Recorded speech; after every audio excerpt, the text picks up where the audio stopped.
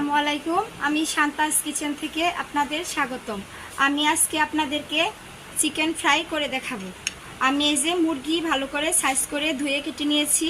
আমি এখন এগুলোকে কাঁটা চামচ দিয়ে একটু খুচা খুচা করে নিব, তবে একটু একটু, তাহলে ভিতরে তেল মশলাটা ভিতরে ঢুকবে সুন্দরভাবে।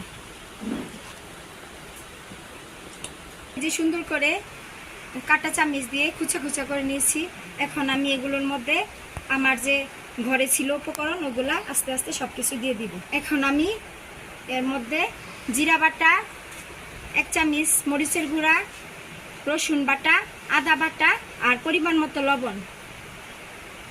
আমি যে লেবুর রস দিয়ে দিচ্ছি, সস দিয়ে দিতেছি, সরিষা তেল 2 চামচ পরিমাণ দিয়ে দিতে, যে গরম মশলার গুঁড়া, চাউলের গুঁড়া, ময়দা দিয়ে আমি এই যে ডিমও সাথে দিয়ে দিচ্ছি। এখন আমি সব কিছু একসাথে মাখাই। আমি এটাকে নর্মাল ফ্রিজে 10 মিনিট ডাইকা রেখে দেন। আমি এই যে নর্মাল ফ্রিজ থেকে বের করে নিছি, চিকেনগুলা করে নিছি। এগুলা আস্তে করে একটা একটা দিয়ে দিব।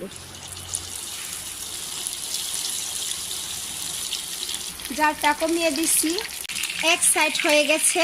এখন আমি চিকেনগুলা উল্টিয়ে দেন, উল্টিয়ে নিলাম। কি সুন্দর কালার চলে আসছে।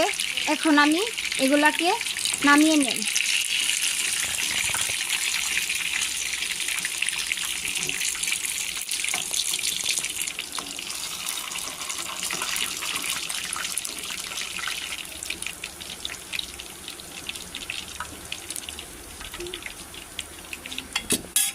বাকিগুলো দিচ্ছি।